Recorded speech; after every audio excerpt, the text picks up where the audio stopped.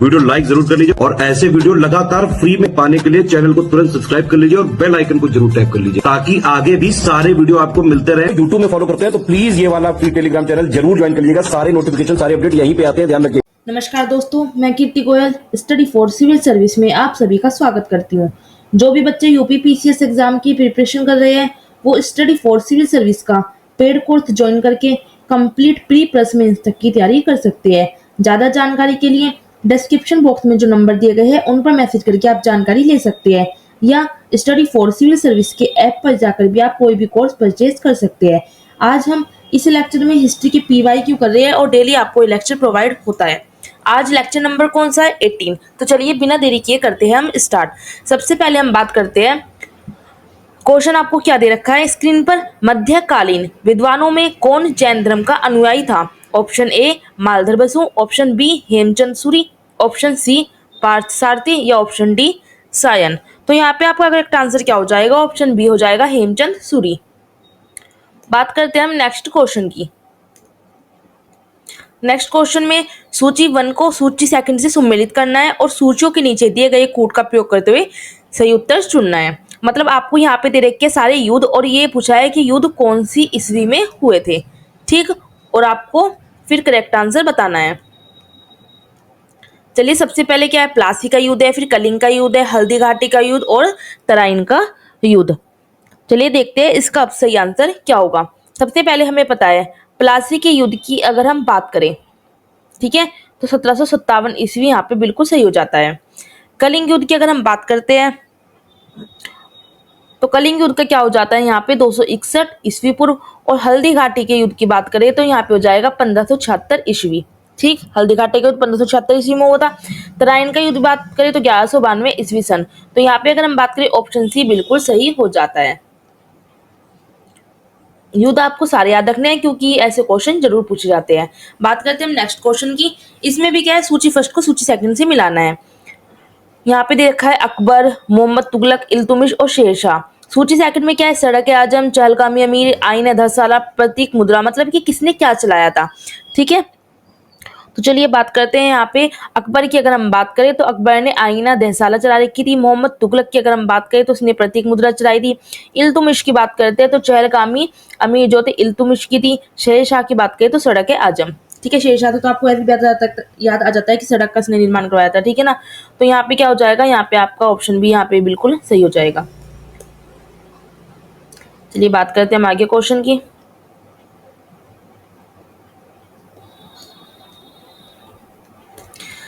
13वीं और 14वीं शताब्दी में भारतीय कृषक खेती नहीं करता था। किसकी खेती नहीं करता था? गेहूं की, जौ की, चावल की या फिर मक्का की। यहाँ पे सही आंसर क्या हो जाएगा? ऑप्शन डी जो है ये मक्का की खेती नहीं करते थे।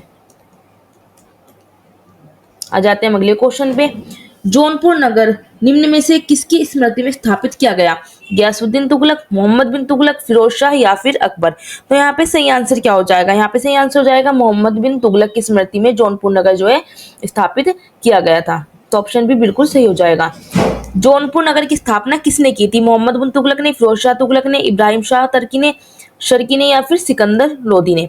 तो यहाँ पे सही आंसर क्या हो जाएगा? जो जौनपुर नगर था उसकी स्थापना की थी फिरोज शाह तुगलक ने। तो ऑप्शन बी यहाँ पर बिल्कुल सही हो जाएगा। बात करते हैं अगले क्वेश्चन की।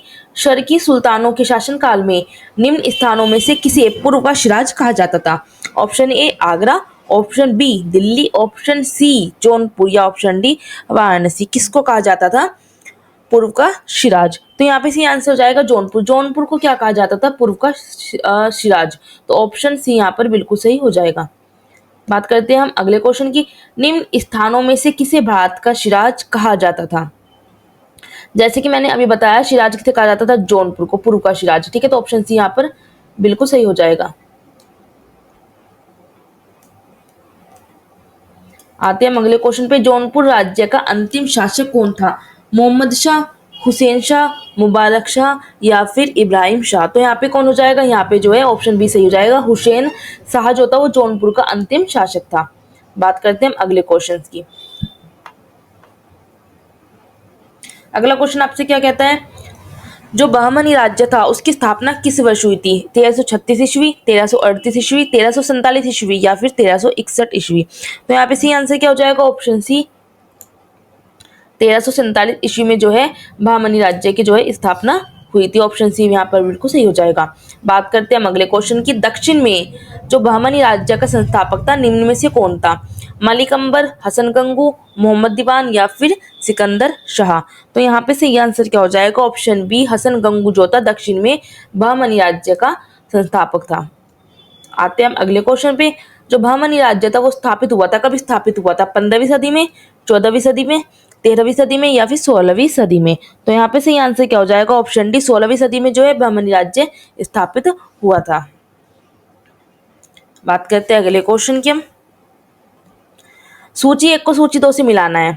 ठीक है, यहाँ पे आदिल शाही, कुतुब शाही, निजाम शाही और शर्की शाह दे रखा है और यहाँ पे दे रखा है कहाँ से थे ये? अहमदनगर, बीजापुर, गोलकुंडा या फिर जौनपुर। ठीक है, आपको इससे मिलाना है। तो चलिए देखते हैं क्या आंसर इसका सही होगा। बात करते हैं हम आदिल शाह की। ठीक है ना, जो आदिल शाही था वो किसका था? बीजापुर का। कुतुब शाही की बात करें तो ये गोलकुंडा से हो जाएगा। निजाम शाही अहमदनगर और शर्की शाह जौनपुर। मतलब यहाँ पे ऑप्शन डी बिल्कुल सही हो जाता है।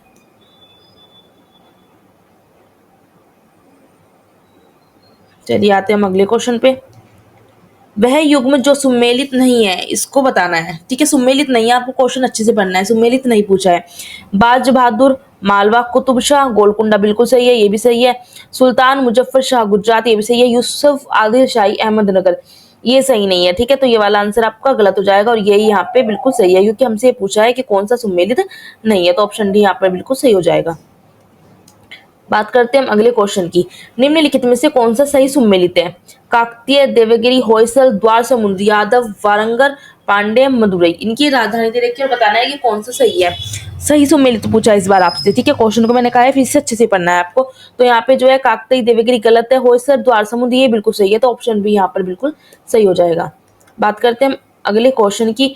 द्वार समुद्र किस राजवंश की राजधानी थी? गंग की, काकतीय की, होयसल की या फिर कंदम की? तो यहाँ पे सही आंसर क्या हो जाएगा? जो यह थी यह होयसल की जो है राजधानी थी। तो ऑप्शन सी सही हो जाएगा। अगला क्वेश्चन देखते हैं। होयसलों की प्राचीन राजधानी द्वार समुद्र का वर्तमान नाम क्या है? श्रृंगेरी, बेररू, हेलीबिड या फिर सोमनाथपुर? यहाँ पे इसका सही आंसर क्या हो जाएगा? Option C Halebid. जो होयसलों की प्राचीन राजधानी थी द्वार समुद्र उसका वर्तमान में नाम क्या है? हलीबिड है। देखते हैं हम अगला क्वेश्चन। दक्षिण भारत के पोलिकार कौन थे? साधारण जमींदार थे, महाजन या फिर क्षेत्रीय प्रशासकीय और सैन्य नियंत्रक या फिर नव धनाढ्य व्यापारी? कौन थे दक्षिण भारत के पोलिकार? तो यहाँ पे सही आंसर हो जाएगा ऑप्शन सी क्षेत्रीय प्रशासकीय और सैन्य नियंत्रक जो थे वो दक्षिण भारत के पोलिकार थे। चलिए बात करते हैं हम अगले क्वेश्चन की। भक्ति आंदोलन का प्रारंभ किया गया था अलवार संतों द्वारा, सूफी संतों द्वारा, सूरदास द्वारा या फिर तुलसीदास के द्वारा? जो भक्ति आंदोलन का प्रारंभ था इसकी शुरुआत की गई थी किसके द्वारा? अलवार संतों के द्वारा जो है इसकी शुरुआत की गई थी। तो ऑप्शन ए यहाँ पे आपका बिल्कुल सही हो जाएगा। बात करते हैं हम अगले क्वेश्चन की। भक्ति संस्कृति का भारत में पुनर्जन्म हुआ वैदिक काल में हुआ, 10वीं शताब्दी ईस्वी में हुआ, 12वीं शताब्दी ईस्वी में हुआ या फिर 15वीं और 16वीं शताब्दी ईस्वी में हुआ? किस में हुआ था? तो ऑप्शन डी 15वीं और 16वीं शताब्दी ईस्वी में भक्ति संस्कृति का जो है भारत में पुनर्जन्म हुआ। बात करते हैं हम आगे क्वेश्चंस की। कोई व्यक्ति किसी व्यक्ति से उसका धर्म, संप्रदाय या जाति ना पूछो, यह कथन किसका है? कबीर का, रामानंद का, रामानुज का या फिर चैतन्य का? तो यह जो कथन है वो किसका है? वो रामानंद का कथन है कि कोई भी व्यक्ति किसी अन्य व्यक्ति से उसका धर्म, संप्रदाय या जाति ना पूछे। क्या रामानंद ने कहा था। बात करते हैं हम आगे क्वेश्चन की। काम रूप में वैष्णव धर्म को लोकप्रिय बनाया? ऑप्शन ए चैतन्य ने, ऑप्शन बी निम्बार्क ने, ऑप्शन सी रामानंद ने या फिर ऑप्शन डी शंकर देव ने? किसने बनाया था? तो यहाँ पे शंकर देव ने जो है काम रूप में वैष्णव धर्म को लोकप्रिय बनाया। तो ऑप्शन डी बिल्कुल सही हो जाएगा। आ जाते हैं हम अगले क्वेश्चन पे। असम एवं कूच बिहार में वैष्णव धर्म का प्रवर्तन किसने किया? ऑप्शन ए चैतन्य, बी मधु ने, सी शंकरदेव ने, डी वल्लभाचार्य ने? तो इन चारों में से कौन सा सही हो जाएगा कि असम और कूच बिहार में वैष्णव धर्म का जो प्रवर्तन किया था वो किसने किया था? तो यहाँ पे ऑप्शन सी बिल्कुल सही हो जाएगा, शंकरदेव ने किया था।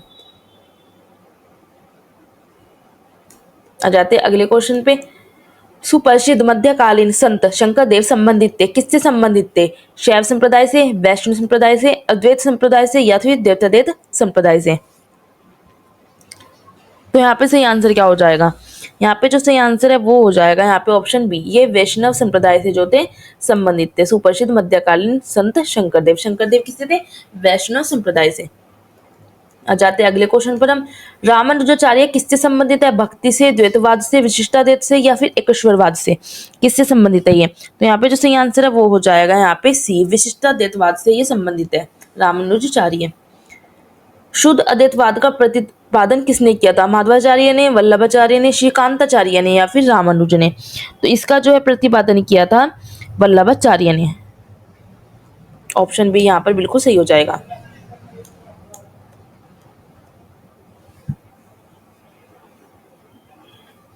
चलिए देखते हैं हम अगला क्वेश्चन।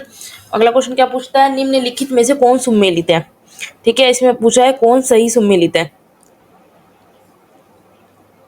अद्वैतवाद रामानुजम, ये बिल्कुल गलत है। विशिष्ट अद्वैतवाद शंकराचार्य, ये भी गलत है। ऑप्शन सी बिल्कुल सही है, क्योंकि द्वैतवाद से क्या है? माधवाचार्य संबंधित है। तो ऑप्शन सी यहाँ पे आपका सही हो जाएगा। कबीर शिष्य थे चैतन्य के, रामानंद के, रामानुज के या फिर तुकाराम के? ये किसके शिष्य थे कबीर? तो ये रामानंद के शिष्य थे। तो यहाँ पे ऑप्शन भी बिल्कुल सही हो जाएगा। बात करते हैं हम नेक्स्ट क्वेश्चन की। नेक्स्ट क्वेश्चन क्या कहता है? मध्यकालीन भारत के निम्नलिखित में से किस संत का जन्म प्रयाग में हुआ था? कुंभन दास का, रामानंद का, रैदास का या फिर तुलसीदास का? तो किसका हुआ था? यहाँ पे रामानंद जो थे उनका जन्म प्रयाग में हुआ था। तो ऑप्शन बी यहाँ पर बिल्कुल सही हो जाएगा। नेक्स्ट क्वेश्चन क्या है कि मलूक दास एक संत कवि थे, आगरा के थे, अयोध्या के, काशी के या फिर कड़ा के, जो प्रयाग के निकट है? तो यहाँ पे सही आंसर क्या हो जाएगा? जो मलूक दास एक संत कवि थे वो कड़ा के थे, जो प्रयाग के निकट है। तो ऑप्शन डी यहाँ पर बिल्कुल सही हो जाएगा। बात करते हैं हम नेक्स्ट क्वेश्चन की। निम्नलिखित में से भक्ति संतों का सही कालक्रम अनुक्रम लिखिए। सही कौन सा है कि पहले कौन सा संत आया था? ठीक है ना। बात करते हैं तो यहाँ पे बिल्कुल ए बिल्कुल सही हो जाएगा, क्योंकि पहले कबीर आए, उसके बाद गुरु नानक आते हैं, उसके बाद चैतन्य और फिर मीराबाई आती है। तो ऑप्शन ए बिल्कुल सही हो जाता है। रामानुज के अनुयायियों को कहा जाता था, क्या कहा जाता था? शैव, वैष्णव, अद्वैतवादी या फिर अवधूत? तो यहाँ पे सही आंसर हो जाएगा, जो रामानुज के अनुयायी थे उनको वैष्णव कहा जाता था। ऑप्शन बी यहाँ पर बिल्कुल सही हो जाएगा। चलिए बात करते हैं हम आगे क्वेश्चन की। निम्नलिखित में से कौन सा स्थान गुरु नानक का जन्म स्थल था? अमृतसर, नाभा, ननकाना या फिर नादेर? तो यहाँ पे आपको पता है गुरु नानक का जन्म स्थान था वो ननकाना था। तो ऑप्शन सी यहाँ पर बिल्कुल सही हो जाएगा। बात करते हैं हम नेक्स्ट क्वेश्चन की। किसके शासनकाल में गुरु नानक देव ने सिख धर्म की स्थापना की? वह कौन थे? फिरोज शाह तुगलक, सिकंदर लोदी, हुमायूं या फिर अकबर? कि इनमें से किसके शासनकाल में गुरु नानक देव ने सिख धर्म की स्थापना की थी? तो यहाँ पे जो सही आंसर है वो जाएगा सिकंदर लोदी। सिकंदर लोदी के शासनकाल में गुरु नानक देव ने सिख धर्म की स्थापना की थी। बात करते हैं हम अगले क्वेश्चन की। मीराबाई समकालीन थी, किसके समकालीन थी? तुलसीदास के, चैतन्य महाप्रभु के, गुरु नानक के या फिर रामकृष्ण परमहंस के? तो जो मीराबाई थी वो थी यहाँ पे गुरु नानक के समकालीन थी। ऑप्शन सी यहाँ पर बिल्कुल सही हो जाएगा। बात करते हैं नेक्स्ट क्वेश्चन की। निम्नलिखित में से कौन इस्लाम से प्रभावित था? चैतन्य, मीराबाई, नामदेव या फिर वल्लभाचार्य? तो यहाँ पे सही आंसर क्या हो जाएगा? नामदेव। नामदेव जो थे वो इस्लाम से प्रभावित थे। बात करते हैं नेक्स्ट क्वेश्चन की। चैतन्य महाप्रभु किस संप्रदाय से संबंधित है? वैष्णव, शैव, बौद्ध या फिर सूफी? यहाँ पे मैंने आपको ये पहले भी बताया ये क्वेश्चन, ये जो थे चैतन्य महाप्रभु ये वैष्णव संप्रदाय से संबंधित है। तो ऑप्शन ए यहाँ पर बिल्कुल सही हो जाएगा। बात करते हैं अब हम नेक्स्ट क्वेश्चन की। तुलसीदास किसके समकालीन थे? अकबर एवं जहांगीर, शाहजहां, औरंगजेब या फिर बाबर तथा हुमायूं? तो यहाँ पे ये अकबर और जहांगीर के समकालीन थे। अकबर और जहांगीर के समकालीन थे तुलसीदास। तो ऑप्शन ए बिल्कुल सही हो जाएगा। बात करते हैं हम नेक्स्ट क्वेश्चन की। निम्नलिखित में से कौन वरकारी संप्रदाय का संत था? निम्बार्क, चक्रधर, नामदेव या फिर रामदास? ठीक, तो अब यहाँ पे सही आंसर क्या हो जाएगा? यहाँ पे हो जाएगा आपका सही आंसर नामदेव। नामदेव जो थे वो वरकारी संप्रदाय के संत थे। ऑप्शन सी बिल्कुल सही हो जाएगा। बात करते हैं हम अब नेक्स्ट क्वेश्चन की। भारत में चिश्तिया सूफी मत को स्थापित किया? Option A Khwaja Badruddin, option B Khwaja Moinuddin, option C Sheikh Ahmad Sirhindi ने, या फिर ऑप्शन डी शेख बहाउद्दीन जकारिया ने। तो यहाँ पे जो आपका सही आंसर है वो क्या हो जाएगा? वो हो जाएगा आपका ऑप्शन बी ख्वाजा मोइनुद्दीन। भारत में चिश्तिया सूफी मत को इन्होंने स्थापित किया था। बात करते हैं अगले क्वेश्चन की। भारत में जो चिश्तिया संप्रदाय का प्रथम सूफी संत था वो कौन था? तो यहाँ पे ऑप्शन ए बिल्कुल सही हो जाएगा, शेख मोइनुद्दीन चिश्ती। ये चिश्तिया संप्रदाय का प्रथम सूफी संत था। अगले क्वेश्चन की बात करते हैं। निम्नलिखित सूफी संतों में से कौन एक सर्वप्रथम अजमेर में बस गए थे? कौन अजमेर में जाके सबसे पहले बस गया था? तो शेख मोइनुद्दीन चिश्ती ही जो है अजमेर में जाकर बस गए थे सबसे पहले। बात करते हैं अगले क्वेश्चन की। निम्नलिखित में से कौन सूफीवाद की चिश्तिया शाखा का संस्थापक था? तो कौन था? यहाँ पे हो जाएगा ऑप्शन सी ख्वाजा अबू अदाल जो थे वो सूफीवाद के चिश्तिया शाखा के संस्थापक थे। अगले क्वेश्चन की अगर हम बात करते हैं तो अगला क्वेश्चन कहता है ख्वाजा मोइनुद्दीन चिश्ती किसके शिष्य थे? ये किसके शिष्य थे? तो यहाँ पे ये ख्वाजा उस्मान हरूनी के जो है शिष्य थे। ठीक, बात करते हैं चलिए नेक्स्ट क्वेश्चन की। शेख निजामुद्दीन औलिया शिष्य थे, किसके शिष्य थे? यहाँ पे सही आंसर आपका क्या हो जाएगा? ऑप्शन सी बाबा फरीद के शिष्य थे शेख निजामुद्दीन औलिया। अगले क्वेश्चन की बात करते हैं। शेख निजामुद्दीन औलिया की दरगाह स्थित है कहाँ पे स्थित है? आगरा में, अजमेर में, दिल्ली में, या फिर फतेहपुर सीकरी में? तो यहाँ पे जो है शेख निजामुद्दीन औलिया की जो दरगाह है वो दिल्ली में स्थित है।